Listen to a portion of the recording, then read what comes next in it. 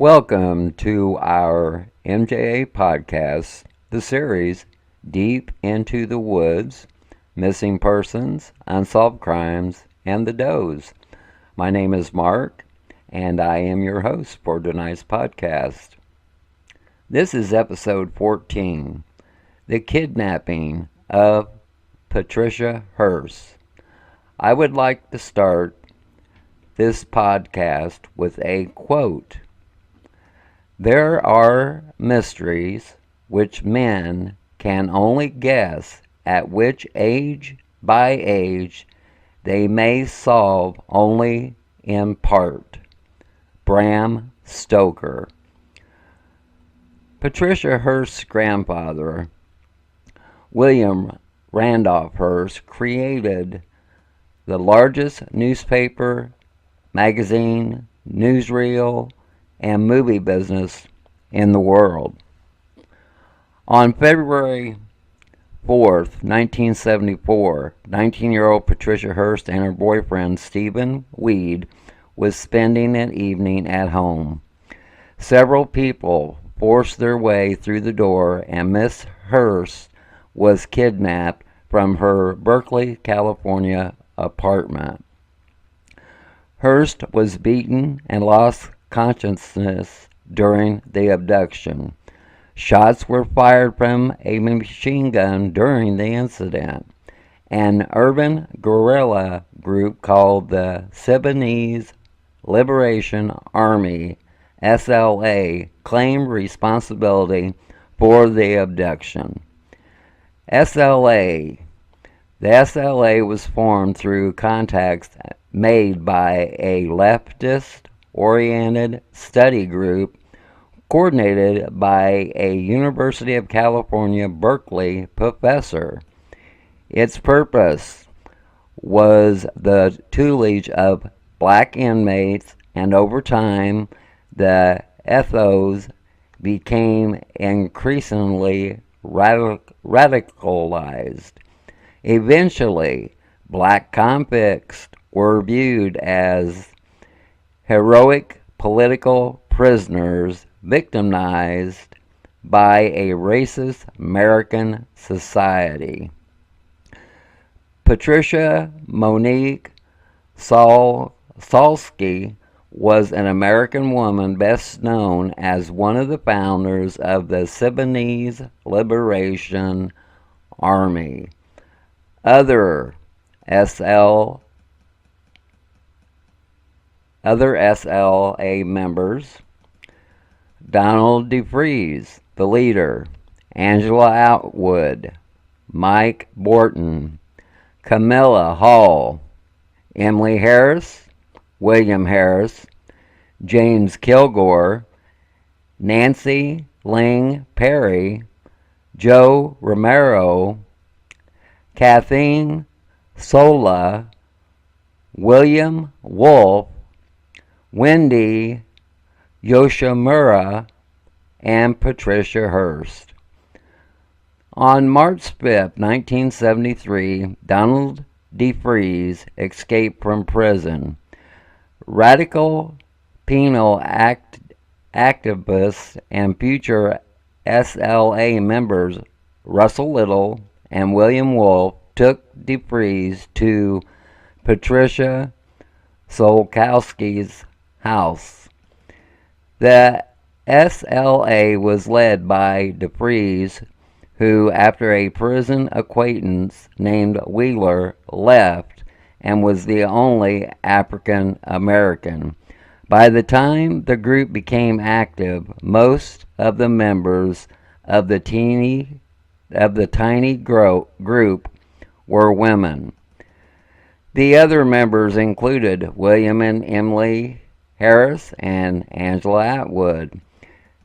DeFries was suspected by many on the radical left, but his race and prison time gave him unquestioned authority in the SLA. He also had sexual domination over women in the group. They acquired resources by robbing the homes of leftists in the Bay Area. The first proposed operation was assassinating the head of the state of penitentiaries, which was canceled because of a possible repercussions for inmates. Instead, Marcus Foster, a black educator regarded by the SLA as a fascist who had brought police onto the school campuses, was targeted and killed. DeFreeze's projections of the military strength of then a dozen strong SLA group were hyperbolic, and he gave himself the title of Field Marshal. Soltike is believed to have created much of the SLA ideological material, which stated the organization was opposed to racism, sexism, ageism, fascism, individualism, competitiveness, possessiveness, and all other institutions that have made or sustained capitalism. Motives. Hearst's kidnapping was partly opportunistic, as she lived close to the SLA hideout. According to testimony, the main intention was to leverage the Hearst family political influence to free two SLA members arrested for killing of Oakland's first black superintendent, Marcus Foster. Faced with the failure to free the imprisoned men, the SLA demanded that the captive's family distribute $70 worth of food to every needy Californian, an operation that would cost an estimated $400 million. In response, Hearst's father took out a loan and arranged immediate donation of $2 million worth of food to the poor of the Bay Area. The distribution descended into chaos, and the SLA refused to release Miss Hearst. Patricia Hearst's account. According to Hearst's later testimony, she was in a closet blindfolded with her hands tied for a week, during which time DeFreeze repeatedly threatened her with death. She was led out for meals and, blindfolded, began to join in the political discussions. She was given a flashlight and a SLA political tracts to learn. After she had been confined in the closet for weeks, DeFreeze told me that the War Council had decided or was thinking about killing me or me staying with them, and that I better start thinking about that as a possibility. Hearst said, I accommodated my thoughts to coincide with theirs. Asked for her decision, Hearst said she wanted to stay and fight with the SLA, and the blindfold was removed, allowing her to see her captors for the first time. After this, she was given lessons on her duties, especially weapon drills, every day. Angela Atwood told Hearst that the others thought she should know what sexual freedom was like in the unit. She was then raped by William Willie Wolf and later by DeFreeze. Wolf's father's PI, Lake Headley, investigations results. On May 4, 1974, Headley, along with a freelance writer, Donald Freed, held a press conference in San Francisco. They presented 400 pages of documentation of their findings, some of which included: a year before the kidnapping of Patty Hearst, she had visited the black convict Donald DeFreeze, who later became the SLA's figurehead. DeFreeze arrest records. During the work of the Colston Westbrook with the Los Angeles Police Department, Westbrook found evidence of links of Donald DeFreeze with the CIA and to other police departments. On May 17, 1974, the New York Times ran the story that DeFreeze and the Los Angeles Police Department. However, the story was largely overlooked due to this being the day of the shootout that killed DeFreeze and 5 other members of the SLA. In a book he co-wrote with freelance writer William Hoffman, Vegas PI, and the Life and Times of the America's Greatest Detective, he presented well-documented evidence that Donald DeFreeze was a police informant and an agent with the U.S. government. Headley presented well-documented evidence that Donald DeFreeze was a police informant and government agent. He also uncovered evidence that in the house fire in L.A. that killed 6 members of the SLA, at least one of the suspects was shot in the back while trying to surrender. On April 3, 1974, 2 months after she was abducted, Hearst announced on an audio tape that she had joined the SLA and assumed the name Tanya. Bank robber. Hearst yelling commands at bank customers. On April 15, 1974, Hearst was recorded on surveillance video wheeling an M1 carbine while robbing the Sunset District branch of a bank in San Francisco. Hearst announced herself as Tanya. 2 men who entered the bank while the robbery was occurring were shot and wounded.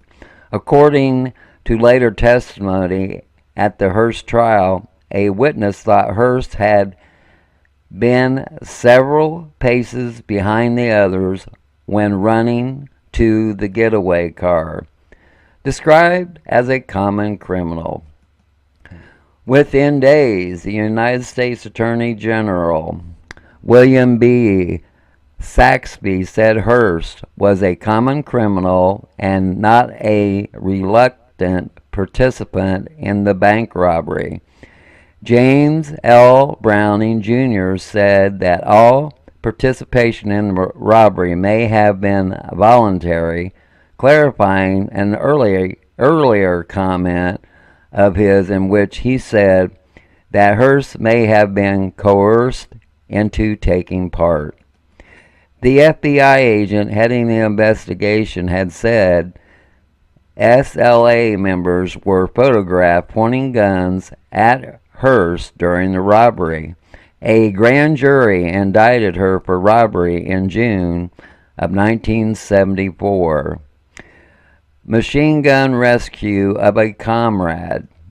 In May 1974, a surplus store manager observed a minor spur-of-the-moment theft by William Harris, who had been shopping with Emily Harris while Hearst waited across the road in a van. Accompanied by a female employee, the manager followed Harris out and confronted him. During the ensuing scuffle, one of Harris's pistols fell out of his waistband. Hearst, who had been taught to use guns by her father, discharged the entire magazine of an automatic carbine into the overhead storefront, causing the manager to dive behind a light post. He tried to shoot back with a pistol. Hearst, now firing single shots with another weapon, brought her fire closer, blasting fragments around him and holing the light post. Fugitive. Escaping from the area, Hearst and the Harrises hijacked 2 cars, abducting the owners. One, a young man, found Hearst so personable that he was reluctant to report the incident. At the trial, he testified to her having discussed the effectiveness of cyanide-tipped bullets and repeatedly asking if he was okay. Police had surrounded their main base by the time they made their way back, and on April 17, 1974, the 6 SLA members inside died in a gunfight. It was at first thought that Hearst also had perished. Her father publicly worried that she might be killed in revenge. Hearst, the abduction victim, gave police a more complete account, and a warrant was issued for Hearst's arrest for several felonies, including 2 counts of kidnapping. According to one account, Hearst and the Harrises, now the only survivors of the SLA unit that abducted her, bought a car blocks away while the siege was going on, but it broke down when they stopped in an African American area, leaving them with a total of $50. They walked a few hundred yards from the car and hid in a crawl space under a residential building. When a late-night party started in the room above, Hearst readied her weapon, saying the pigs were closing in on them. In whispers, the Harrises begged her to calm down. They spent the next 2 weeks in San Francisco flop houses disguised as derelicts. The Harrises came from Bloomington, Indiana, where, according to the local news reports, they functioned as police informants. They were narcs. With a few dollars left, Emily Harris was sent to a Berkeley rally called to commemorate the death of Angela Atwood and other founding members of the SLA during the police siege. Among the radicals, Harris recognized Atwood's acquaintance Kathy Sola from civil rights pressure groups, and when they had quit a waitressing job in protest of being required to wear uniforms they considered demeaning. Through Sola, the 3 fugitives met Jack Scott, a radical athletics coach who had been asking for an interview with the SLA. Scott agreed to provide money and help. In a car going to a rural hideout, Scott claimed Hearst was indifferent with an offer to take her anywhere that she wanted.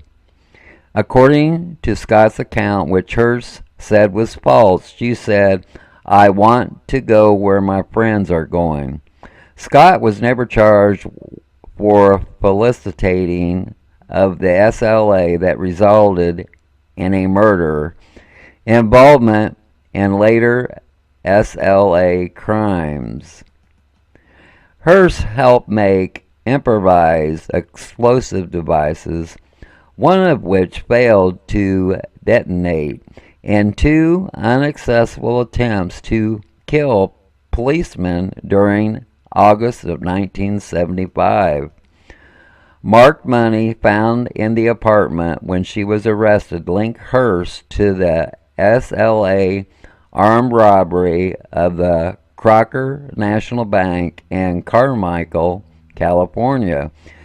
She was the getaway car driver for the robbery in which a woman was shot dead by a masked Emily Harris, thereby creating a potential for felony murder charges against Hearst and making her a possible witness against Harris for a capital offense.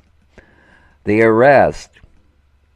On September 18, 1975, Hearst was arrested at a San Francisco apartment with Wendy Yoshimura, another SLA member, by the San Francisco police inspector Timothy F. Case and FBI special agent Thomas J.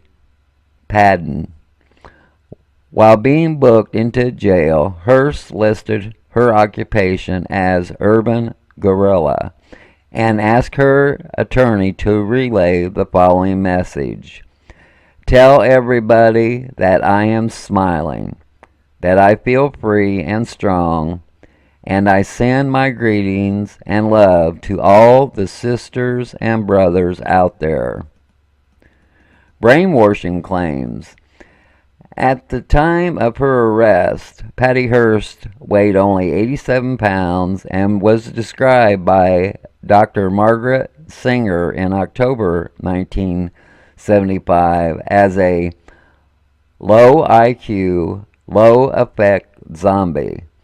Shortly after her arrest, there were some clear signs of trauma and several DSM-5 classifications.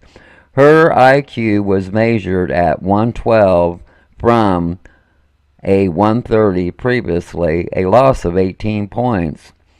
There were huge gaps in her memory regarding her pre-Tanya life. She was smoking heavily and she had nightmares. Without a mental illness or defect, a person was held fully responsible for any criminal action not done under duress, defined as a clear and present threat of death or serious injury rather than peer pressure or being a low-ranking member of the conspiracy. Securing an acquittal on the basis of brainwashing would be completely unprecedented. Court-appointed doctor and brainwashing therapy proponent Louis Jolin West stated after a 15-hour interview with Hearst that she was a classic case of persuasion or brainwashing. If she had reacted differently, that would have been suspect. After some weeks, Hearst repudiated her SLA allegiance. Her first lawyer, Terrence Hallman, had advised Hearst not to talk to anyone, including psychiatrists. He advocated a defense of involuntary intoxication, that the SLA had given her drugs that affected her judgment and her recollection. Hearst's new lawyer, F. Lee Bailey, asserted a defense of coercion or duress affecting intent at the time of the offense, the so-called Stockholm Syndrome. This was similar to the brainwashing type excuse that Holloman had warned was not a defense in law. Hearst gave long interviews to various psychiatrists. The trial. Hearst alone was arraigned for the bank robbery. The trial commenced on January 15th, 1976. Judge Oliver Jesse Carter, who was a professional acquaintance of a junior member of the prosecution team, ruled Hearst's tape and written statements after the bank robbery while she was a fugitive with the SLA members were voluntary. He did not allow expert testimony that stylistic and analyzed dedicated the Tanya statements and writing were not wholly composed by Hearst, and permitted the prosecution to introduce statements and actions of Hearst long after the bank robbery as evidence of her state of mind at the time of the robbery.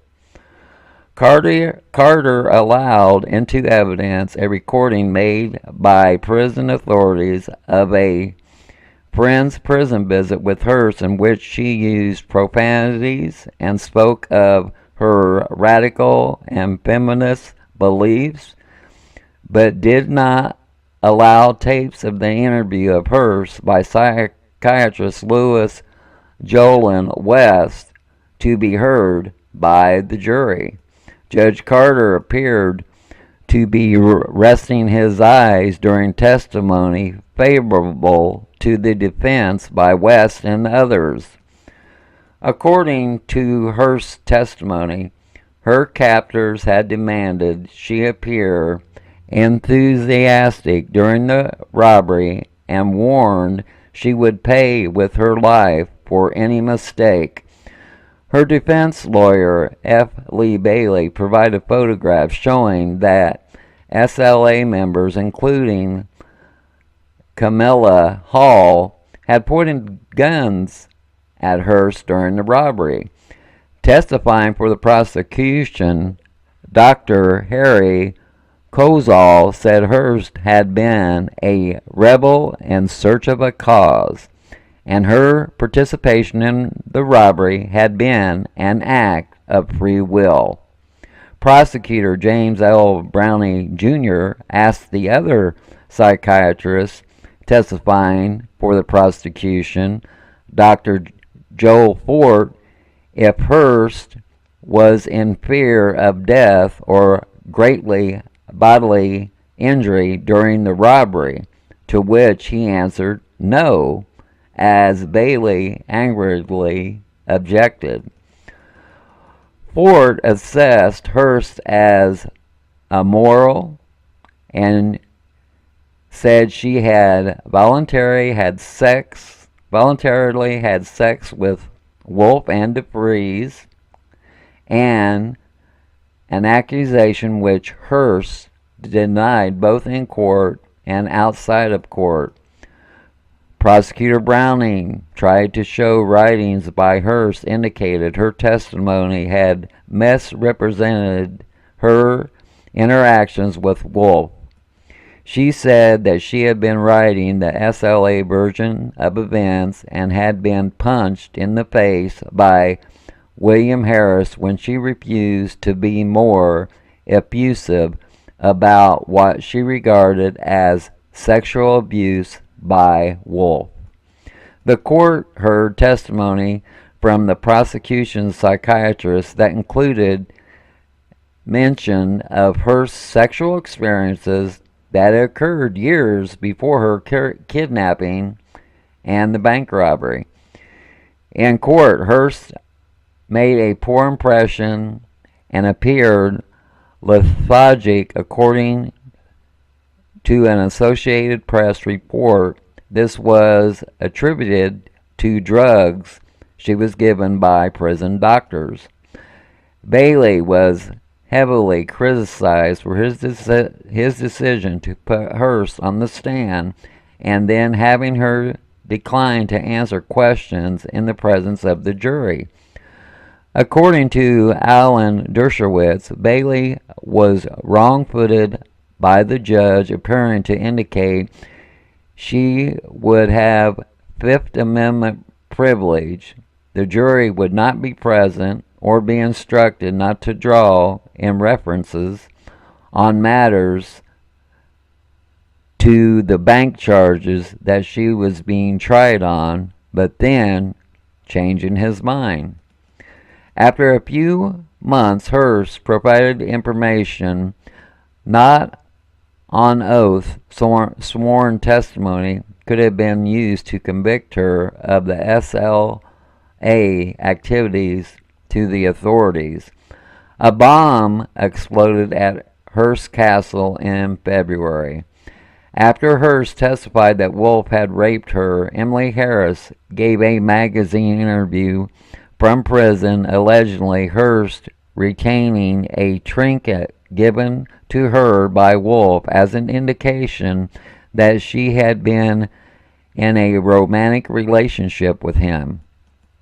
Hearst said she had kept the stone carving because it seemed to be a pre-Columbian artifact of archaeological significance.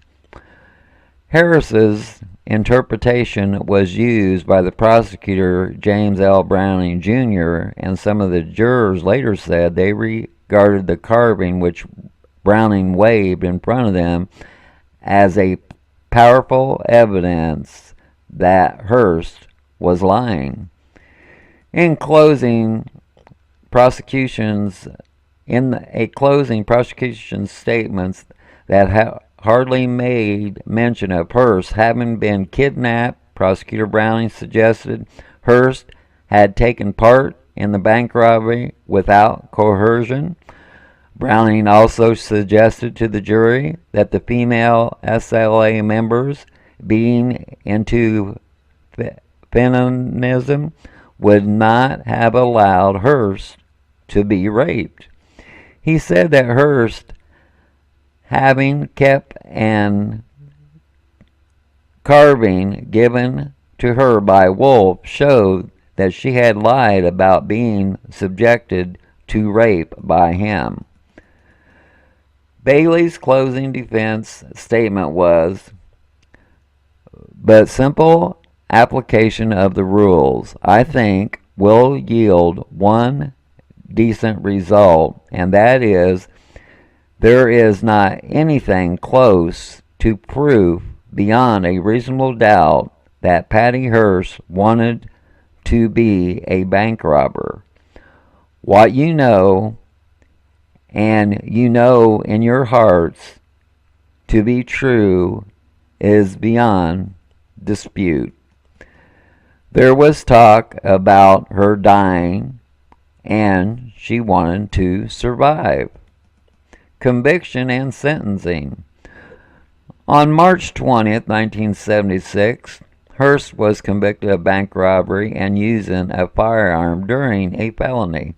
Hearst was given the maximum sentence possible of 35 years of imprisonment pending a reduction at a final sentence hearing, which Carter declined to specify. Because Judge Carter had died, William Horsley Orrick Jr. decided Hearst's sentence.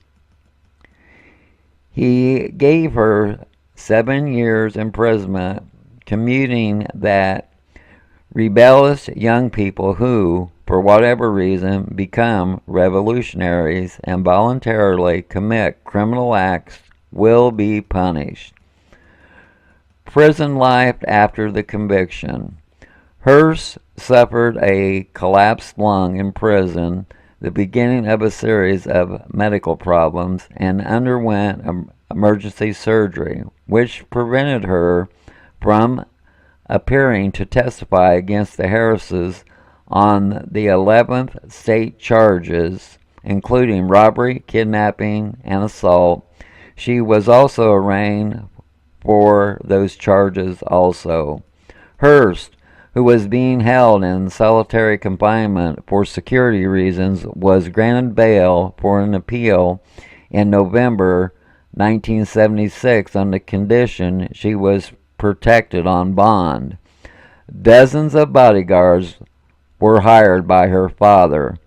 Saying he considered the Hearst action had not been voluntary, Superior Court Judge Talbot Callister gave her probation on the surplus store charge when she pleaded no contest. California Attorney General Abel J. Younger said if there was a double standard for the wealthy, it was the opposite of what was generally believed. And though Hearst had no legal brainwashing defense, there was a good deal of equity favoring her in the essential point that everything started with her kidnapping. Hearst's bail was revoked in May of 1978 when appeals failed and the Supreme Court declined to hear her case. The prison took no special security measures for Hearst's safety until she found a dead rat on her bunk the day William and Emily Harris were arraigned for her abduction. The Harrises were convicted on a simple kidnapping charge as opposed to the more serious kidnapping for ransom or kidnapping with bodily injury, and they were released after serving a total of 8 years each. Although there were some articles in legal journals about the issues in the case, the definition of duress in law remained unchanged. Commutation, release, and pardon. President Jimmy Carter commuted Miss Hearst's federal sentence to 22 months served and freed Hearst 8 months before she would have had a parole hearing. In 1979, release was under the stringent conditions, and she remained on probation for the state sentence on the surplus store plea. President Ronald Reagan reportedly gave serious consideration to pardoning Hearst.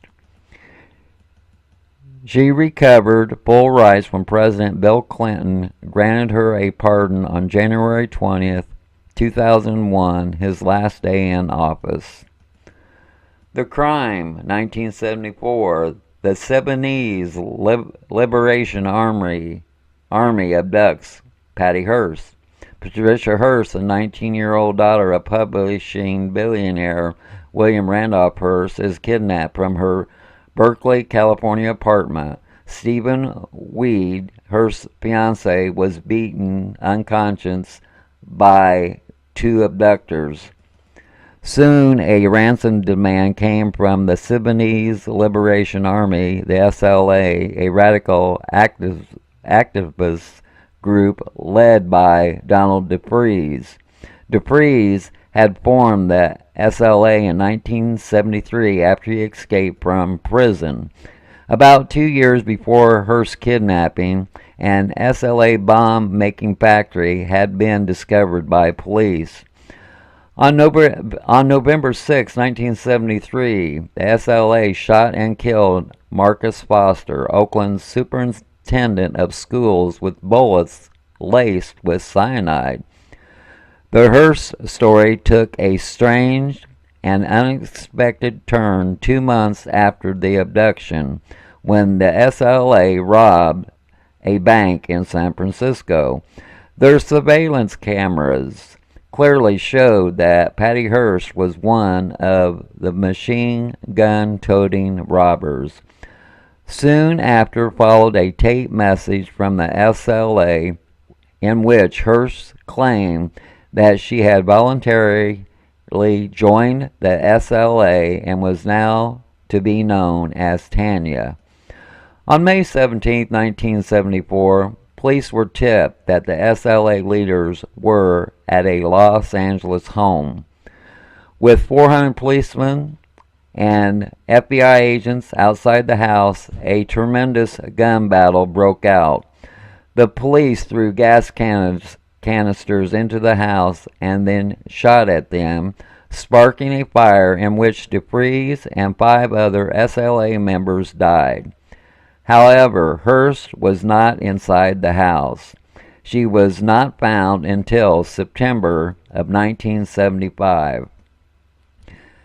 Patty Hearst was put on trial for armed robbery and convicted despite her claim that she had been coerced through repeated rape, isolation, brainwashing into joining the SLA. Prosecutors believe she actually orchestrated her own kidnapping because of her prior involvement with one of the SLA members.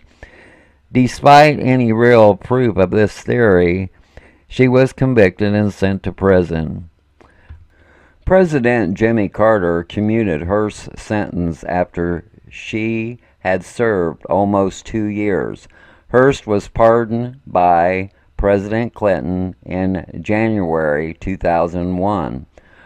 Hearst became nationally known for events following the 1974 kidnapping while she was a 19-year-old student living in Berkeley, California. Hearst was abducted by a small left-wing terrorist group which only 20 members known as the Sudanese Liberation Army. After being isolated and threatened with death, she became supportive of their cause, making propaganda announcements for them and taking part in illegal activities. Hearst was found 19 months after her kidnapping, by which she was a fugitive wanted for serious crimes. Hearst was held in custody despite speculation that her family's resources would prevent her from spending time in jail. At her trial, the prosecution suggested that she had joined the Sudanese Liberation Army of her own volition. Hearst was found guilty of bank robbery. Her sentence was commuted by President Jimmy Carter, and she was pardoned by President Bill Clinton. Finally, on September 18, 1975, Hearst and the Harrises were captured. Rejecting a defense argument that she had been brainwashed, Hearst was convicted of bank robbery and sentenced to 35 years in jail. In 1979, after 22 months in prison, President Carter commuted the term. President Clinton granted Patricia Hearst a full pardon in 2001. I remember following the case, and I thought that Miss Hearst was treated unfairly by the justice system. It's just unjustified that when someone is kidnapped, not by their own choosing, and is forced to do crimes just to stay alive. Look at the big picture. Miss Hearst wouldn't have done this on her own. Why would she? Miss Hearst was put into a position because she was kidnapped. I have studied this case and the Justice Department's case on Miss Hearst. No matter what the police, the prosecutor, and the courts say, but they all got it wrong. This is a classic case of Stockholm Syndrome and brainwashing. If this case isn't considered in these matters, then there is no case in this land that has to do with Stockholm Syndrome or brainwashing. Let's take a pause for a cause, and when we return, our guest on tonight's podcast will be Cali.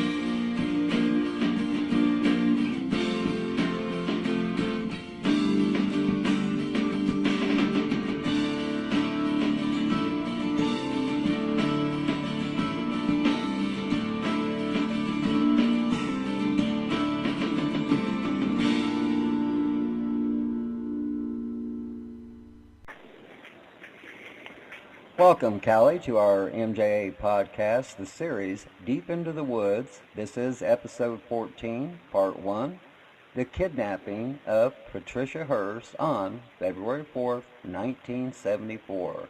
We have Callie on the line. How are you tonight, Callie? Good, Mark. Thank you.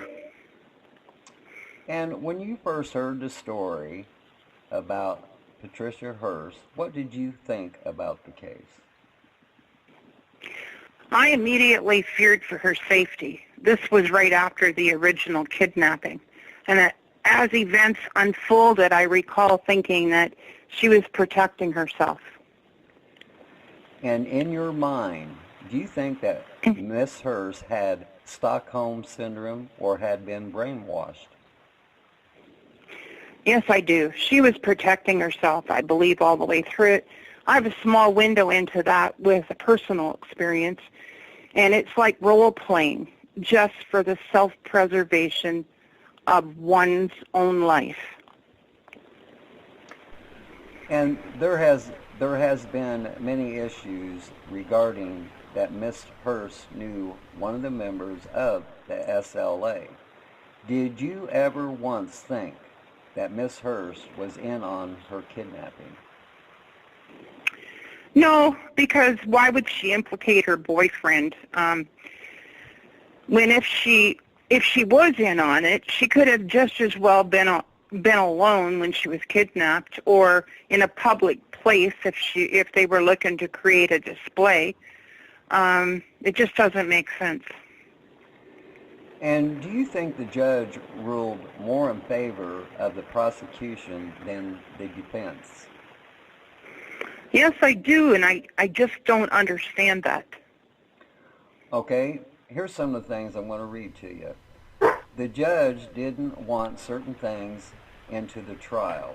The judge tried to strike the record when it came to Miss Hearst telling her story. The kidnapping, the torture, being put into a closet, being read over and over again the laws that the SLA follows, being hungry most of the time, being forced to take part in defensive tactics, and being repeatedly raped and not knowing if you will survive or not. And this is some of the things that the judge wouldn't allow the defense to put on. And my understanding, and maybe yours, that when you're in a trial like this, you should be able to put on any defense that your lawyers can come up with. Is that your understanding also of our justice system? Yes, it is. To me, it's a complete travesty of justice. There appears to have been a total disconnect there. I'm not sure if the judge wanted to prevent the rich versus poor thing to go wild in his courtroom or in the media, or maybe just to prevent a racial war. I don't know. Or they just wanted to find her guilty and drive on. I don't understand it at all. And see, what struck a lot of people odd is there is a clear bank video where members of the SLA was pointing their guns at Miss Hearst during the bank robbery. Wouldn't you think that would be one of the top exhibits for the defense? Oh, yeah, for sure. I'm sorry. I say, wouldn't you think? Oh, the clear bank. Yeah, I think yes to all of that. And yeah, I don't understand. It's just a travesty of justice. Like, all that should have been able to have been brought out. And I don't understand why the lawyer didn't press more. All that should have been held up later, even in another trial. And Callie, in your opinion, what should have Miss Hearst done in this situation? Well, I think anyone in the same circumstances would have played along with what they wanted. What they had done with her is they had broken her, and they had they toyed with her will to live, and that's a very strong thing to do to somebody. I mean, I don't think she had a choice. Okay. And from past experience, most females I know wouldn't have taken the easy way out and just give in. They would have fought to stay alive. People must understand that Miss Hearst was only 19 years old when she was kidnapped, and she had a lot to live for, and she had things left to do in her life. What path would you choose? Very same. Same thing? I don't think you know until you're there, but just from my own personal experience, I can't see that I would have done anything different. And do you think it's odd that the SLA was made mostly of women, but they really had no power, not even over their own body? Well, I think some of them had power over what was going on. It is possible that some of them were in there under the same situations as Patty Hearst, but that was never brought up or determined, was it? Well, that had been an issue about, like I said, most of the radicals and the theology to the SLA was written by females.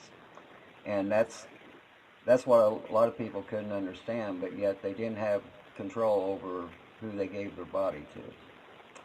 And Miss Hearst might have been playing a part for the SLA to stay alive, but what was said in court by Miss Hearst, I believe every word with no questions to ask. It's like this: no one knows what they would do if something like this would happen to you. Do you think that Miss Hearst should have been given a lighter sentence because of the circumstances? Absolutely. There's a lot of questions involved here. There should have been more time and more psychiatric assessment time for her, considering the time that she would require to, I'm going to use the word decompress, for lack of better words. There is a swing, and she recanted all her earlier testimony later on, and that time was crucial to her recovery. You just don't flick a switch and you're back to normal. This doesn't happen. And do you think the courts wanted to make an example of Miss Hearst because of her money and her family's influence? Here, whatever, it's going to be back. I'm sorry, what was that, Mark? I said, do you think the courts wanted to make an example of Miss Hearst because of her family's influence? Oh, yeah. I think they did. Yeah. And is there I think they did. Is there anything you would like to add about this case?